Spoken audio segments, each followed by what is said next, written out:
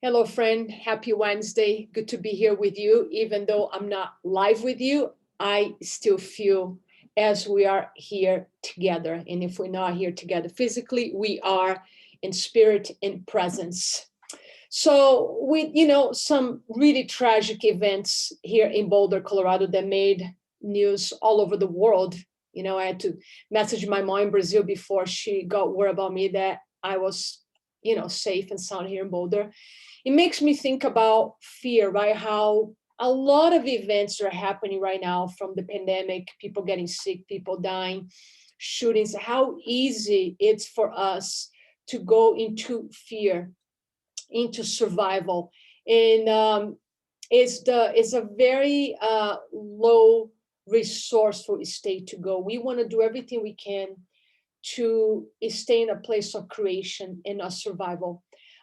This is why one of the books we're going to read in my book club starting next week is Breaking the Habit of Being Yourself by Dr. Joe Dispenza. So if you want to jump into the book club, see if you like it, this is the time to join. We have our first call for this book next Wednesday. So contact me if you want to enter, if you want to be part of this book club. It's all about growth, community, spiritual development, and how we can ignite, like strength, this light inside us, ignite the healer inside each one of us. And as my career as a guide, as a teacher evolves, I find more and more the love for this topic, which is that in each one of us, there's a healer. You have a healer in your body. I have a healer in my body. Everybody does. The proof of that, people have been able to have spontaneous healing with some pretty, serious diseases like cancer, tumors, autoimmune disease. So I'm a true believer in spontaneous healing, and and that's not a gift that just some people have. We all have. When we become fully aligned with our heart, with our soul, we learn how to communicate with the divine. We really ignite this healer inside us. So, in order to attain those states of, like, connection with your heart, connect with the spirit, connect with the divine, we cannot be in survival. So, I put a quote on my Facebook today that said something like, use the supreme intelligence of your breath, because when you connect with your breath, when you pause and you take a deep belly breath coming really from here, deep belly breath, you expand your belly, you inhale and then you exhale slowly. When you do that, you cannot be in a state of fear. So the supreme intelligence of the breath and fear cannot coexist.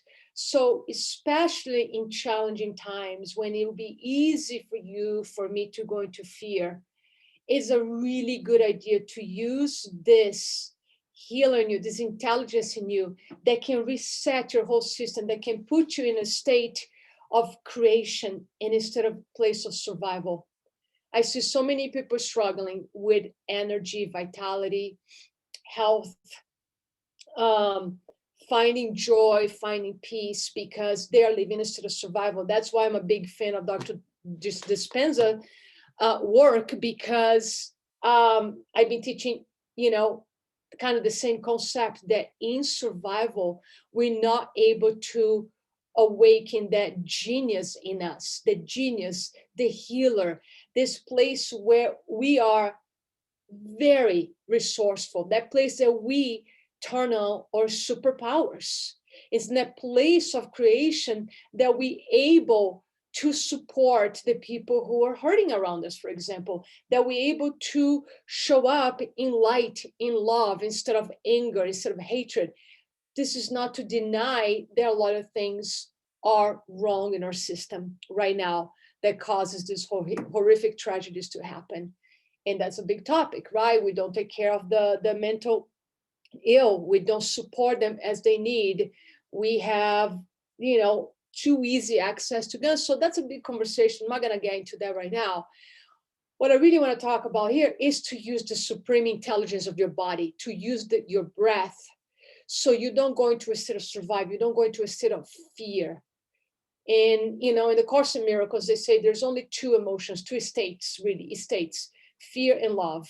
So under fear, you can put all the other emotions like hatred, anger, rage, right? Deep sadness, deep grief. I'm talking about sadness and grief that, you know, has been in your body for a long time, not with the current grief. Of course, there's a difference between dealing with current emotions that are based on current circumstances, and then emotions that come from baggage, right? So I talk about this a lot in past videos. So main message I want to share with you is use the power of your breath and stay in a state of creation. Or if you are not in a state of creation already, if you feel like you're in survival, you're anxious, you are overwhelmed, you are not feeling grounded, go into a quiet place and only for 2-3 minutes, practice some deep belly breathing. Connect with your diaphragm, connect with your belly muscles, connect with your trunk, connect with your chest. I love to do a big belly breath and at the end expand my chest, like as if I'm expanding my heart and making my heart so wide, like my heart is hugging everybody, right? People who are in pain, the families of the victims who die in this tragedy, this tragedy. Open my heart to give everybody a big hug. So to tap into the resource where you really can give a lot authentically, you need to be in the space of creation. So breath is the portal that brings you there. So that's what I want to share with you today. And with that said, if you want to learn more about how we can ignite this healer inside us, the genius inside us that we all are, it's a gift that we all have. Join my book club. It's all about community. It's all about learning together, growing together.